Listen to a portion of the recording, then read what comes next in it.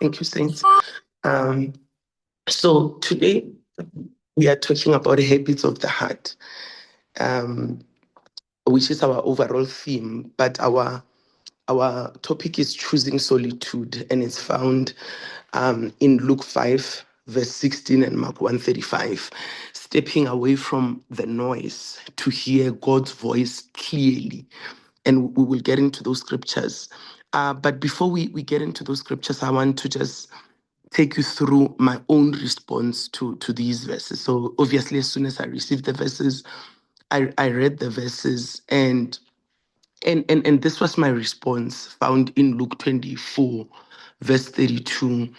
The Bible says the two disciples said to one another, Luke 24, verse 32.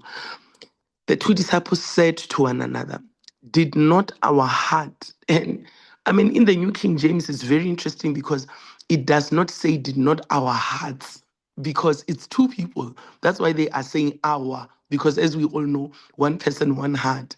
But they are saying, did not our heart, which is singular, did not our heart burn within us while he talked with us on the road and while he opened the scriptures to us?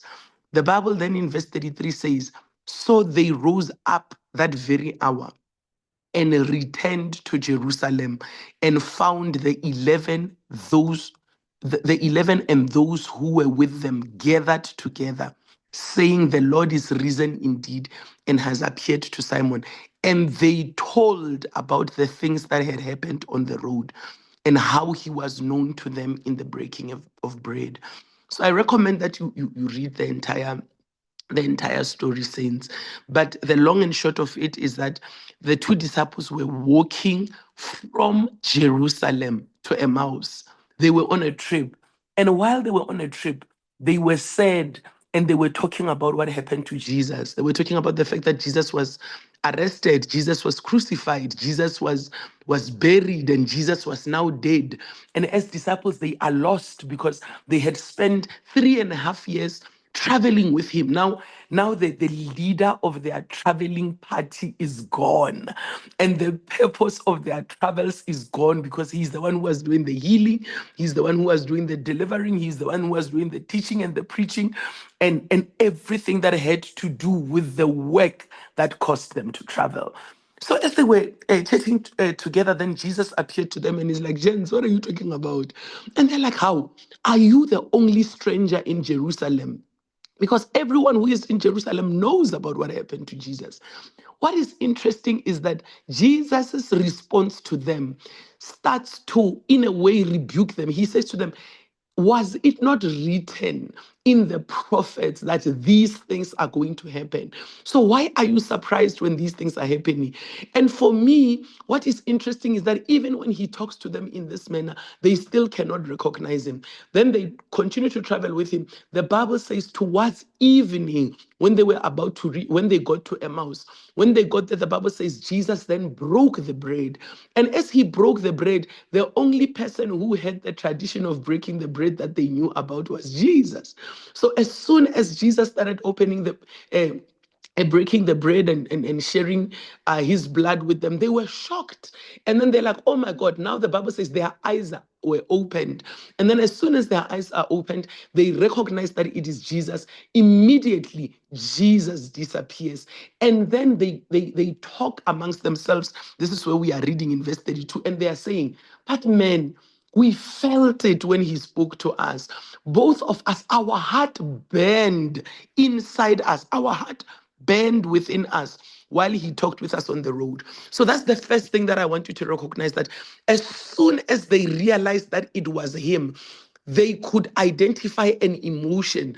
They could identify a feeling within themselves. And they were like, no, man, it was not an ordinary day. We were not speaking to an ordinary person. But the response that I'm actually looking for is the second part of that response.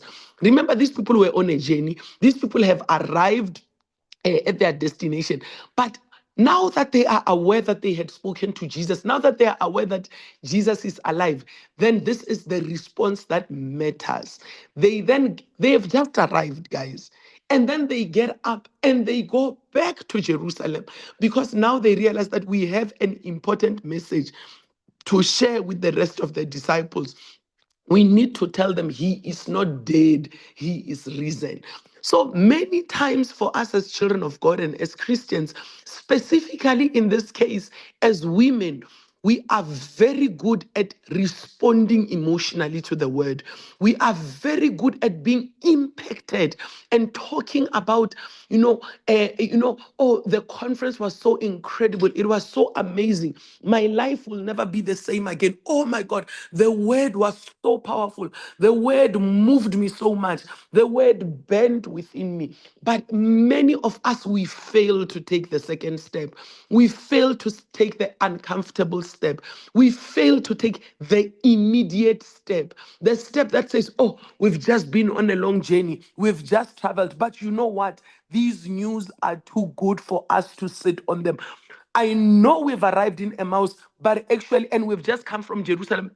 But we are going to trek again. We are going to take this trip again. We are not going to say not now. We are not going to say we are too tired. We are not going to say we just arrived. We are not going to say, oh, I wish he had told us before we arrived. We are not going to say, I'm going to go in the morning, but we are going to respond immediately. We are not going to listen to what our bodies are saying. We are not going to listen to what popular opinion is saying. We are not going to say, I'm still going through a lot. We're not going to say, I'm still recovering. I just got divorced. I just had a baby. I just got married. I just bought a house. I just got promoted. My life is too busy. But when the word speaks to you and I, when the word speaks to our hearts, we are going to respond immediately. And we are going to respond the way that we sense in our spirit and in our heart that is the will of God for us to respond. So even with today's verses, saints, my encouragement to you is that as we are going through the verses, God will minister to you. God will show you areas in your life where there's no room for you, for Him. God will show you areas in your life where you need to move away from certain things, from certain people, from certain places. God will start to show you the way that you will be able to make room for Him in your life. And some of the things when He shows you, He's going to show you things that you must move away from that you love, things that you must move away from that are part of your identity, things that you must move away from that you have done all your life. And you want to start to argue with God. You want to start to say to God, no, God, I know, don't touch this one. This one I can handle it. This one I can manage it. The prayer of my heart is that we may be like the two disciples and that we act immediately. We act without reservation. We act without uphisana nonkulunkulu. Re botse Modimo re re, no Modimo ke nyako idea so, ke nyako idea so. But let us allow God to be the one that directs and lead us. So let's go into our verses. The first one is Luke 5, verse 15 to 16. However, the report went around concerning him all the more. And why did a report go around concerning Jesus? Because the works that he was doing them in public. He was healing in public. He was teaching in public. He was delivering in public. He was saving in public. He was teaching about the kingdom of God in public. So because he's doing all of these things, as he impacts the lives of people, either directly or indirectly, people are talking about him. And because people are talking about him, the Bible says, report went around him, went around concerning him all the more. So he was the talk of the town. But not only that, it was also because it was an appointed time of God. It was, remember that John the Baptist had already spoken about Jesus before Jesus even began the work. So the Holy Spirit had already paved the way for Jesus' coming. So we are not just witnessing fame in the physical. We are not witnessing fame because it was his time. We are not just witnessing fame because it is his moment, but this is the work of the Lord. Then the Bible says, and great multitudes came together to hear, to be healed, and to be healed by him of their infirmities. So he himself often withdrew into the wilderness and prayed. So his fame grew. And I mean, I don't know if you have ever been in a situation where people are like, this is your time. I mean, I'm Pedi, so I speak Sepedi. And in my language, they say, le go tlhabetše, le orele, which means the sun is shining for you. And because it is shining for you, I don't know gore le orele ke eng ka English, bazalwane. I'm sure that there are petty people here who have gone to better schools than me. But when the sun has risen for you, you are going to you are going to sit in the sun, feel the heat of the sun, feel the warmth of the sun. So you are not just going to say, oh, the sun, especially, I mean, imagine how the weather has been like this week. And all of us are like, oh, we are feeling so cold. The weather is so bad. And for some reason, the sun decides to shine just for you. And when we are crying, you are looking at us. We're like, guys, why are you crying? We say, it's so cold. Say, what do you mean it's so cold? The sun is shining. You don't understand. The sun is not shining for all of us. The sun is only shining for you. So we don't know what you're talking about. So so in this case, Bazalwani, it's only Jesus. It's not like people are in a season where people are where other people are coming to them so that they can preach to them. It's just Jesus. They're not going to anywhere else. Actually, during this time, the two preachers, it was Jesus and John the Baptist. Only Jesus was preaching because John the Baptist was in jail. After some time, only Jesus was preaching because John the Baptist was beheaded. So, Bazalwani, this was at the height of his popularity. This was at the height of his ministry. This is when things are just moving for Jesus. When he makes an altar call, people get saved. When he prays for healing, it's instant healings. When he delivers, demons leave immediately. He is at the height of his ministry. And if he had advisors, and he had PR agents, and he had people who were dealing with his publicity, they will say, this is not the time to go and be in a secluded place.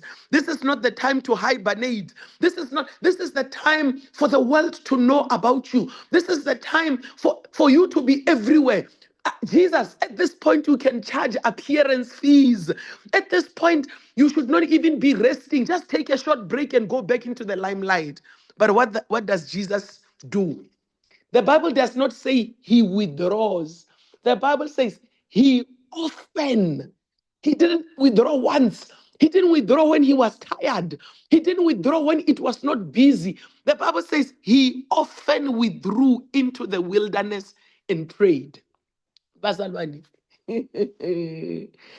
The power of our public ministry is found in the prayers we are making in the secret place. The Bible says in Psalms 91, it says we are in the secret place. We are in the shadow of his wings. That's where power comes from. Christian power, Bazalwani, does not come from a place where when you are looking at this place, it is obvious that this place is powerful.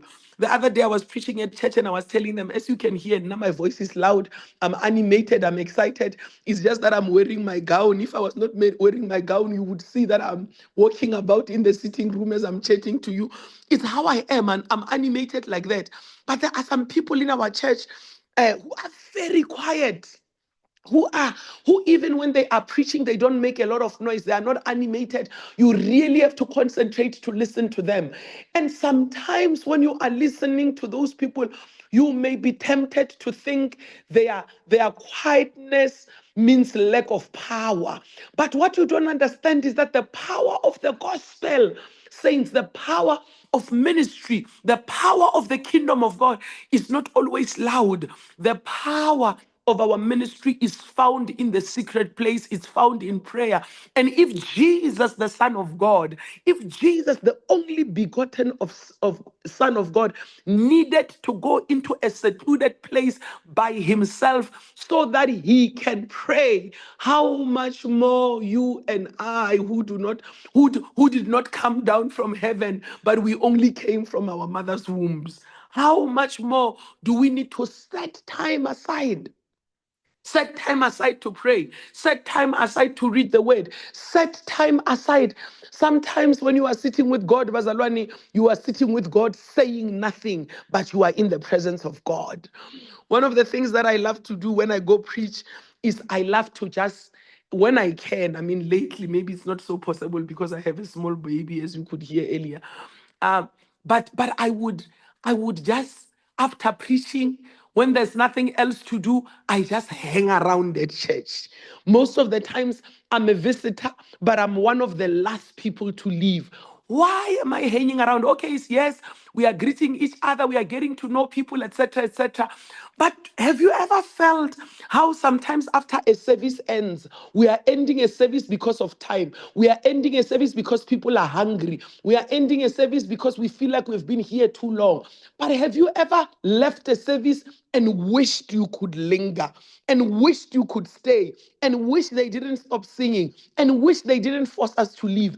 They may close the service, but they have not closed my one-on-one time with God. So I just linger. I just stay. I'm not in a hurry. I'm not leaving.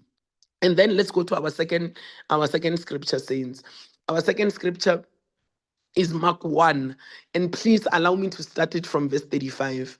Now in the morning, having risen a long while before daylight. Do you see it, Pastor Loan?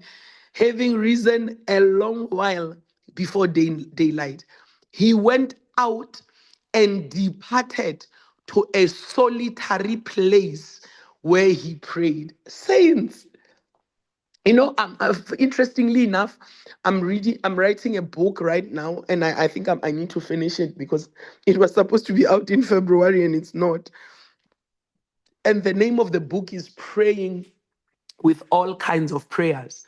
And in one of the chapters, I just went into the Bible and looked at the scriptures where it says Jesus prayed, Jesus prayed, Jesus prayed, Jesus prayed. And you will realize that this communal intercession, this corporate intercession that a lot of us do, corporate prayers, corporate intercession, etc. It's a good thing. It's a great thing. I support it. We need to meet like this and pray together. But when you observe Jesus, in many cases, it was just him and the Lord. It was just him and prayer. So then the Bible says, where he prayed. Now listen. And Simon and those who were with him searched for him. Bamunyaka bazalwane bayamfuna uJesu bathi hey uJesu bekala besilele naye, where is he now? And then when they found him, they said to him, everyone is looking for you.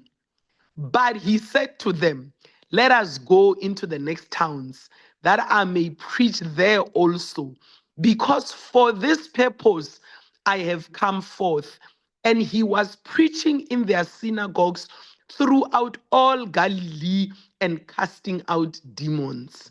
Saints, God wants to bring power into our ministry, into our preaching, into our everyday life, into our everyday interactions with each other, at work, at home, in every area of our lives. God wants to infuse our lives with power. But how does he infuse our lives with power? During solitary times of prayer. Bazalwane, you have to fight for your time of prayer. Your time of prayer is not going to come easily. Your time of prayer is not going to be handed to you on a silver platter, Bazalwane. You need to fight. You need to wrestle for your time of prayer. To the extent that if it means anything and your household is so busy, you need to make your shower time your prayer time. You need to start running even if you don't like running, so that for the 30 minutes that you are running, you are praying. You need to start driving to places alone. Even if you like company and you say, you and I don't like driving alone, you need to start driving alone so that your driving time can be prayer time. You need to go out into secluded places, and the reason why you are out in those secluded places is because you are fighting for your time of prayer.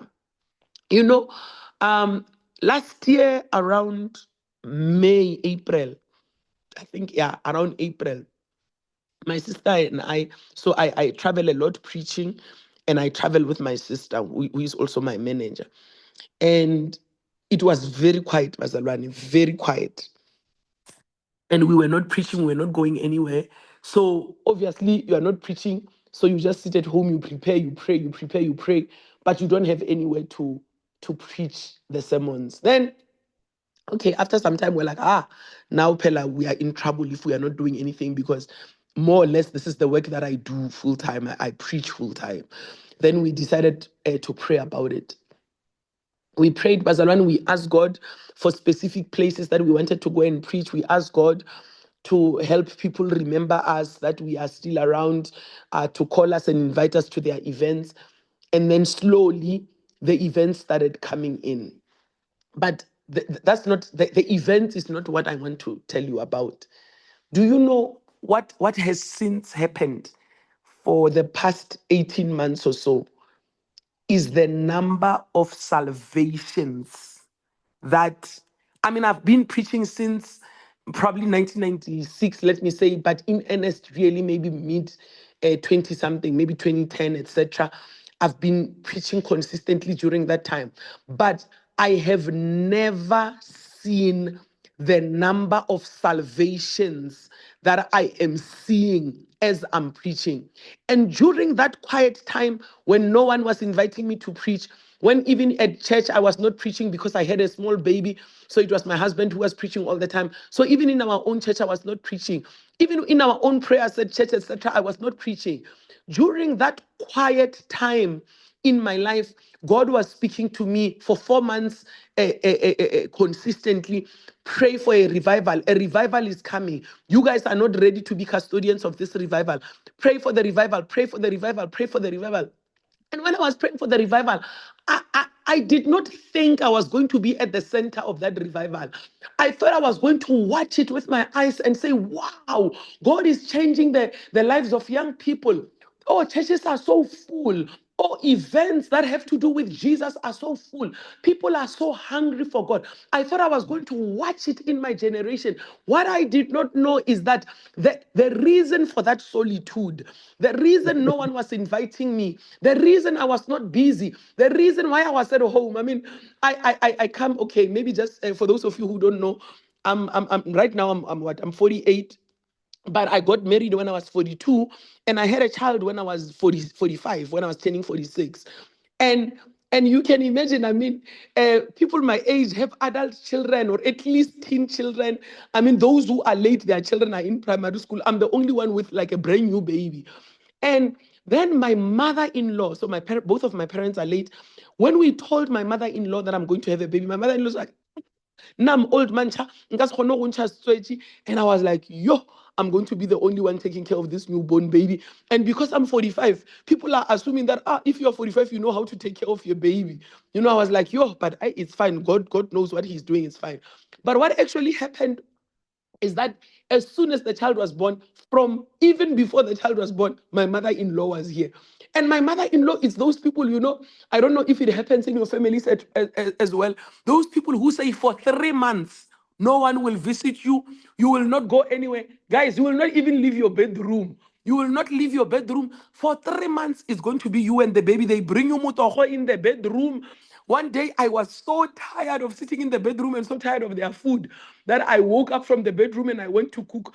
And she found me cooking there. She said, hey, ke eng? Botsotsi bo fedile?" And someone can translate to you what that means. So, Bazalwane, I thought for 3 months, I am sitting at home taking care of the baby. And most of the time, Vele, they even take the baby from you. They will only bring the baby when the baby needs to sleep or the baby needs um, to nyanya. So, Bazalwane, for 3 months, I thought God was setting me aside to take care of the baby. I did not know that this was God bringing me to a place of solitude. And God did not bring a prophet to bring me to a place of solitude. God did not bring a word from heaven. The Holy Spirit did not speak directly to me. Instead, God brought my 73-year-old mother-in-law to come and make sure that no one comes through the door. A number of people tried to visit me. They met me outside the house in the garage. I said to them, guys, you cannot come in. And even me, I cannot sit outside for a long time. 24 hours. In the main, it was myself. Even my husband moved out of the bedroom, Bazalwani. So some of the times when God brings you into a place of solitude, it does not look spiritual. It does not look like a God is looking for your attention. But please let us be like the disciples walking to Emmaus. Let us hear God and let us respond immediately. Let us act immediately. You know, the second story that I will share with you, and I will end it here, is, you know, Barcelona, now I've had a child at 46. You can imagine, hey, this child is a treasure. Actually, my brother, who is a doctor, when I told him that, I tried to say to my gynae, I want to have natural birth. I told him that my gynae gave me a look that says, "Are you out of your mind?"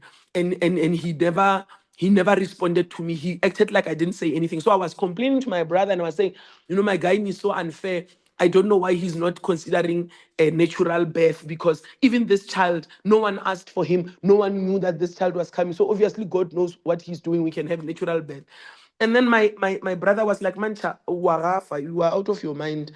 Even me, if I was your doctor, I was not going to deliver this child naturally, because this is a precious child. So even if there's nothing wrong, I want to make sure that nothing goes wrong, which I felt really was very unfair. If there are doctors here, they can tell me that it's not wrong. So saints, then this precious child of mine, last year June, they found that he has a hole in his heart. So, I mean, to cut a long story short, at first they said, okay, it will close on its own. Then when they looked at the size of the hole, they said it can't close on its own. Then they said, okay, we're going to close it without open heart surgery. We went into theater, they tried, they came back, they said, we can't. It's very close to a major valve. And if we close it this way, the device that we put in is going to keep scratching the valve until at the end, the valve has wear and tear. So we have to do open heart surgery. And when we do open heart surgery, yeah, that's exactly what it means. And then we'll sew it. You know, the way that you sew a ton a piece of clothes, you cut a piece of the heart, you close that hole with that piece of the heart, and you sew it on. So that's the surgery that my child ended up having. Now listen, during that time, when your child is sick in the hospital in that way, except the 3 days that he was in ICU, every single day, pre-op and post-op. And for us, we had to go into the hospital 3 times. Pre-op and post-op, as the mother, you have to be there with that child 24/7. I mean, you can swap with the father if you want, but me, my child was breastfeeding, so I could not swap with the father. So I was with the child there all the time. So uh, before 8, my husband can come and stay with us, but after 8, he can't. But also, he was working. So it's not like he's there from morning till 8. In the morning, he's at work. So I'm there with the child by myself. Okay, there are sisters and nurses and doctors around and other professionals, but in the main, it's me and my child. And when I was looking at it at the time, in my world, I'm here for my child. But this child, to be honest, cannot speak. This child is sleeping. This child is playing. It's not like in Nali and now we are having conversations. On the outside, it looked like I'm going through a lot. Even me, I felt like I was going through a lot. Even me, I was like, yo, God, after I waited to have a child, this is what's happening to me. Oh, yeah. But actually, those days, actually, my child went into surgery after a busy time of ministry. We had been so busy that now for 2 solid weeks, I was at home, I was at the hospital with my child, tending to my child. But what is happening when your child is in theater? What is happening when your child is sick? What is happening when your child is always crying? You are praying like nobody's business. I thought I was a prayer warrior, Bazalwane, until that time in my life. That time in my life taught me that there is a level of prayer I had never reached. That time in my life taught me that there's a desperation for the presence of God that I had never known. So on the outside, I looked like I was perishing. On the outside, it looked like things were not going well for me. But on the inside, it forced me to go to another level of prayer. Okay, I said that was my last story, but I'm going to tell you the last one. There was a time in my marriage when we were going through a storm. And then during that time when we were going through a storm, Mena guys, I don't want to lie to you. I always, my marriage, I mean, I've only been married for 6 years, but it was honeymoon from the beginning until last year. Actually, a couple of weeks before this heart surgery thing happened. And during that time, I never used to really pray for my marriage because I felt like everything is going so well in my marriage. Why am I praying for my marriage? Even when I'm praying for my marriage, I was always saying, thank you, God, thank you, God, thank you, God. When that storm hit my marriage, Bazalwane, I did not know that you could pray for your marriage from so many angles. I was praying for it. I was praying for me. I was praying for my husband. I was praying for my home. I was praying for our children. I was praying for everything, Bazalwane. I did not know that a person can have so many prayer items around one marriage for two people only. I did not know that there is a depth in prayer that I could reach in marriage. So on the outside, you could have looked at me and said, oh, Ahashem Mancha is going through a storm. What you did not know is that that storm pushed me to solitude with God. Those prayers, Pastor Rani, there was no one to recruit. I could not recruit other wives and say, come, let us pray. I could not recruit my husband and say, come, let us pray. It was my battle to face alone. So how are we reacting to the challenges in our lives? Are we able to respond by saying, let me seek God more? Let me seek God further. Let me ask God, which way must I take? Let me ask God, how must we deal with these things? When things are going well for us, and I gave you an example of after I had just had a baby, an exciting thing happening. It's a new chapter in my life. I never thought I could be a mother. It was an incredible miracle that God had done for me. But in the midst of that miracle, God drew me to himself and drew me to a place of solitude. I then told you of 2 occasions which were proper storms in my life where I thought, oh my God, things are falling apart. And even in the midst of the storm, because Jesus, what did he do in the storm? He slept. The disciples panicked. Then the disciples woke him up. When they woke him up, he did not join them in the panic. He spoke to the storm and said, peace, be still. Saints, God is calling us higher. He's calling us deeper. He's calling us into more. Some of us, you are going to go on a retreat on your own. You are just going to take a vacation and it's going to be called a prayer vacation. You are going to go away, and the purpose of that going away is prayer. You are going to attend an event alone where no one knows you, because in the midst of the program, you want to hear what God is saying. Especially those of us who are always leading. God is going to take you into a place where you're going to follow so that you can give him a chance to speak into your life. Some of us have taken decisions without him. He is calling us back and he's saying, come back, let's sit together. This decision that you took, you were not supposed to take it like this. Let me show you what you were supposed to do if you were listening to me. Father, in the name of Jesus, thank you for this word. Thank you for reminding us that it's only your voice that makes a difference. When you speak, our lives change. When we hear you, peace comes back into our lives. I just want to pray for someone who is in the middle of a storm at work, a storm in their health, a storm in their marriage, a storm with their children, a storm with their parents. I want to speak someone who's saying, I'm in the middle of a financial storm, and I want to say, peace, be still. I want to say, this is not a punishment, but this is a call from your Father to go deeper, to go higher, to rise to the next level with him. And Father, we want to respond to that call, and we are saying we are available. Use us for your glory. We are available for times of solitary, for times of solitude, For times where it's just us and God, we are available, dear God. Our hearts are open. Our diaries are open. Our plans are laid bare before you. We are saying, not my will, but your will in the name of Jesus. We bless you and we thank you in Jesus' name. Amen. Amen. Thank you so much. Thank you, saints. I'm just